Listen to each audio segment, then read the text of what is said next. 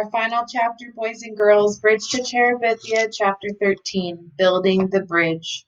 He woke up Saturday morning with a dull headache. It was still early, but he got up. He wanted to do the milking. His father had done it ever since Thursday night, but he wanted to go back to it, to somehow make things normal again. He shut PT in the shed, and the dog's whimpering reminded him of Maybelle and made his headache worse. But he couldn't have PT yapping at Miss Bessie while he tried to milk. No one was awake when he brought the milk in to put it away, so he poured a warm glass for himself and got a couple of pieces of light bread. He wanted his paints back, and he decided to go down and see if he could find them. He let PT out of the shed and gave the dog a half piece of bread. It was a beautiful spring morning. Early wildflowers were dotting the deep green of the fields, and the sky was clean and blue. The creek had fallen well below the bank and seemed less terrifying than before. A large branch was washed up into the bank, and he hauled it up to the narrowest place and laid it bank to bank. He stepped on it, and it seemed firm, so he crossed on it, foot over foot, to the other side, grabbing the smaller branches which grew out from the main one toward the opposite bank to keep his balance. There was no sign of his paints. He landed slightly upstream from Terabithia, if it was still Terabithia. If it could be entered across a branch instead of swung into, PT was left crying piteously on the other side. Then the dog took courage and paddled across the stream. The current carried him past Jess, but he made it safely to the bank and ran back, shaking great drops of cold water on Jess. They went into the castle stronghold. It was dark and damp, but there was no evidence there to suggest that the queen had died. He felt the need to do something fitting. But Leslie was not here to tell him what it was. The anger which had possessed him yesterday flared up again. Leslie, I'm just a dumb doo-doo, and you know it. What am I supposed to do? The coldness inside of him had moved upward into his throat, constricting it. He swallowed several times. It occurred to him that he probably had cancer of the throat. Wasn't that one of the seven deadly signs? Difficulty in swallowing. He began to sweat. He didn't want to die. Lord, he was just 10 years old. He had hardly begun to live. Leslie, were you scared? Did you know you were dying? Were you scared like me? A picture of Leslie being sucked into the cold water flashed across his brain. Come on, Prince Terrien, he said quite loudly. We must make a funeral wreath for the queen. He sat in the clear space between the bank and the first line of trees and bent a pine bow into a circle, tying it with a piece of wet string from the castle. And because it looked cold and green, he picked spring beauties from the forest floor and wove them among the needles. He put it down in front of him. A cardinal flew down to the bank, cocked its brilliant head, and seemed to stare at the wreath. PT let out a growl which sounded more like a purr. Jess put his hand on the dog to quiet him. The bird hopped about a moment more, then flew leisurely away. It's a sign from the spirits, Jess said quietly. We made a worthy offering. He walked slowly as part of a great procession, though only the puppy could be seen, slowly forward, carrying the queen's wreath to the sacred grove. He forced himself deep into the dark center of the grove and, kneeling, laid the wreath upon the thick carpet of gold needles. Father, into thy hands I commend her spirit. He knew Leslie would have liked these words. They had the ring of the sacred grove in them. The solemn procession wound its way through the sacred grove homeward to the castle. Like a single bird across a storm-cloud sky, a tiny piece winged its way through the chaos inside his body. Help, Jessie! Help me! A scream shattered the quietness. Jess raced to the sound of Maybelle's cry. She had gotten halfway across on the tree bridge and now stood there, grabbing the upper branches, terrified to move either forward or backward. Okay, Maybelle. The words came out more steadily than he felt. Just hold still. I'll get you. He was not sure the branch would hold the weight of them both. He looked down at the water. It was low enough for him to walk across, but still swift. Suppose it swept him off his feet. He decided for the branch. He inched out on it until he was close enough to touch her. He'd have to get her back to the home side of the creek. Okay, he said. Now back up. I can't. I'm right here, Maybelle. You think I'm going to let you fall? Here. He put out his right hand. Hold on to me and slide sideways on the thing. She let go with her left hand for a moment and then grabbed the branch again. I'm scared, Jessie. I'm too scared. Of course you're scared. Anybody'd be scared. You just got to trust me, okay? I'm not going to let you fall, Maybelle. I promise you. She nodded, her eyes still wide with fear, but she let go of the branch and took his hand, straightening a little and swaying. He gripped her tightly. Okay, now, it ain't far. Just slide your right foot a little way, then bring your left foot up close. I forgot which is right. The front one, he said patiently. The one closest to home. She nodded again and obediently moved her right foot a few inches. Now, just let go of the branch with your other hand and hold on to me tight. She let go of the branch and squeezed his hand. Good, you're doing great. Now slide a little ways more. She swayed but did not scream, just dug her little fingernails into the palm of his hand. Great, fine, you're all right. The same quiet, assuring voice of the paramedics on emergency, but his heart was bongoing against his chest. Okay, okay, a little bit more now.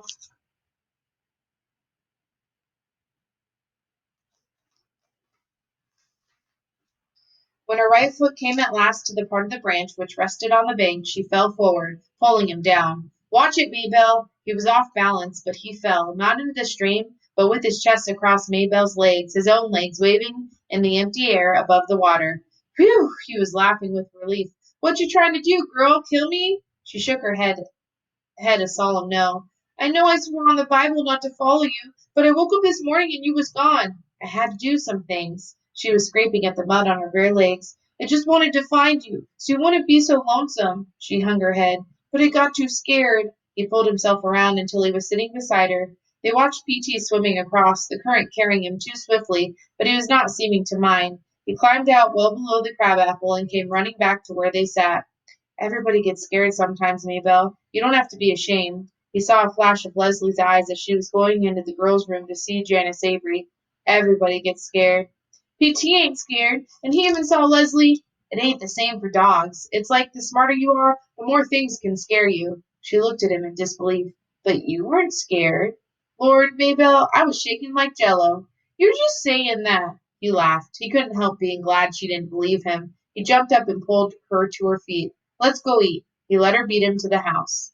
When he walked into the basement classroom, he saw Mrs. Meyer had already had Leslie's desk taken out of the front room. Of course, by Monday, Jess knew, but still, at the bus stop, he looked up, half expecting to see her running up across the field, her lovely, even rhythmic run. Maybe she was already at school. Bill had dropped her off, as he did some days when she was late for the bus, but then, when Jess came into the room, her desk was no longer there. Why were they all in such a rush to be rid of her? He put his head down on his own desk, his whole body heavy and cold. He could hear the sounds of the whispers, but not the words. Not that he wanted to hear the words. He was suddenly ashamed that he had thought he might be regarded with respect by the other kids, trying to profit for himself from Leslie's death. I wanted to be the best, the fastest runner in the school, and now I am. Lord, he made himself sick.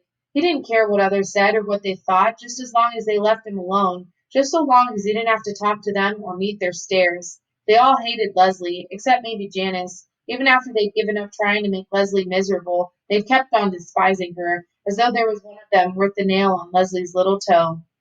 And even he himself had entertained the treacherous thought that now he would be the fastest. Mrs. Myers marked the command to stand for the allegiance. He didn't move. Whether he couldn't or wouldn't, he didn't really care. What could she do to him after all? Jesse Aarons, will you step out into the hall, please? He raised his leaden body and stumbled out of the room. Laden, excuse me. He thought he heard Gary Folger giggle, but he couldn't be sure. He leaned against the wall and waited for Monster Mouth Myers to finish singing. Oh, say, can't you see, and join him. He could hear her giving the class some sort of assignment in arithmetic before she came out and quietly closed the door behind her. Okay, shoot, I don't care. She came over so close to him that he could smell her dime store powder. Jessie? Her voice was softer than he had ever heard it, but he didn't answer. Let her yell. He was used to that. Jessie, she repeated, I just want to give you my sincere sympathy. The words were like a Hallmark card, but the tone was new to him. He looked up into her face. Despite himself, behind her turned-up glasses, Mrs. Meyer's narrow eyes were full of tears. For a minute he thought he might cry himself. He and Mrs. Myers standing in the basement hallway, crying over Leslie Burke. It was so weird he almost laughed instead. When my husband died, Jess could hardly imagine Mrs. Myers ever having had a husband. People kept telling me not to cry, kept trying to make me forget, Mrs. Myers lovingly mourning. How could you picture it? But I didn't want to forget. She took her handkerchief from her sleeve and blew her nose. Excuse me, she said. This morning when I came in, someone had already taken out her desk. She stopped and blew her nose again. It, we, I never had such a student. In all my years of teaching, I shall always be grateful. He wanted to comfort her. He wanted to unsay all the things he had said about her, even unsay the things Leslie had said. Lord, don't let her find out. So I realize if it's hard for me, how much harder it must be for you. Let's try to help each other, shall we? Yes'm. He couldn't think of anything else to say. Maybe someday when he was grown, he would write her a letter and tell her that Leslie Burke had thought she was a great teacher or something.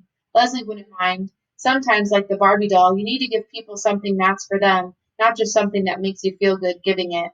Because Mrs. Myers had helped him already by understanding that he would never forget Leslie, he thought about it all day. How before Leslie came, he had been a nothing, a stupid, weird little kid who drew funny pictures and chased around a cow field trying to act big, trying to hide a whole mob of foolish little fears running riot inside his gut. It was Leslie who had taken him from the cow pasture into Terabithia and turned him into a king. He had thought that was it. Wasn't king the best you could be? Now it occurred to him that perhaps Terabithia was like a castle where you came to be knighted. After you stayed for a while and grew strong, you had to move on. For hadn't Leslie, even in Terabithia, tried to push back the walls of his mind and make him see beyond to the shining world, huge and terrible and beautiful and very fragile? Handle with care everything, even the predators. Now it was time for him to move out. She wasn't there, so he must go for both of them. It was up to him to pay back to the world in beauty and caring what Leslie had loaned him in vision and strength. As for the terrors ahead, for he did not fool himself that they were all behind him, well, you just have to stand up to your fear and not let it squeeze you, white. Right, Leslie? Right. Bill and Judy came back from Pennsylvania on Wednesday with a U-Haul truck. No one ever stayed long in the old Perkins place. We came to the country for her sake. Now that she's gone, they gave Jessie all of Leslie's books and her paint set with 3 pads of real watercolor paper. She would want you to have them, Bill said. Jess and his dad helped them load the U-Haul, and noontime his mother brought down ham sandwiches and coffee. A little scared that the Burkes wouldn't want to eat her food, but needing, Jess knew, to do something. At last the truck was filled, and the Aaronsons and the Burkes stood around awkwardly, no one knowing how to say goodbye. Well, Phil said, if there's anything we've left that you want, please help yourself. Could I have some of the lumber on the back porch? Jess asked. Yes, of course. Anything you see. Phil hesitated, then continued. I meant to give you PT, he said, but he looked at Jess, and his eyes were those of a pleading little boy. But I can't seem to give him up. It's okay. Leslie would want you to keep him. The next day after school, Jess went down and got the lumber he needed, carrying it a couple of boards at a time to the creek bank. He put the 2 longest pieces across a narrow place upstream from the crab apple tree, and when he was sure they were as firm and even as he could make them, he began to nail on the cross pieces. "What you doing, Jess?" Maybelle had followed him down against as he had guessed she might. "It's a secret, Maybelle." "Tell me when I finish, okay?" "I swear on the Bible I won't tell nobody. Not Billie Jean, not Joyce Ann, not Mama." She was jerking her head back and forth in solemn emphasis. "Oh, I don't know about Joyce Ann. You might want to tell Joyce Ann sometime." "Tell Joyce Ann something that's a secret between you and me?" The idea seemed to horrify her. "Yeah, I was just thinking about it." Her face sagged. "Joyce Ann ain't nothing but a baby." "Well, she wouldn't likely be a queen, first off. You'd have to train her and stuff." "Queen? Who gets to be queen?" "I'll explain it when I finish, okay?" And when he finished, he put flowers in her hair and led her across the bridge, the great bridge, into Terabithia, which might look to someone with magic in him like a few planks across a nearly dry gully. "Shh," he said. "Look." "Where?" "Can't you see him?" he whispered. "All the Terabithians standing on tiptoe to see you." "Me?" "Shh." "Yes. There's a rumor going around that the beautiful girl arriving today might be the queen they've been waiting for." The end. That was a sad ending. I liked that he took his little sister there and made her the queen. Love you guys.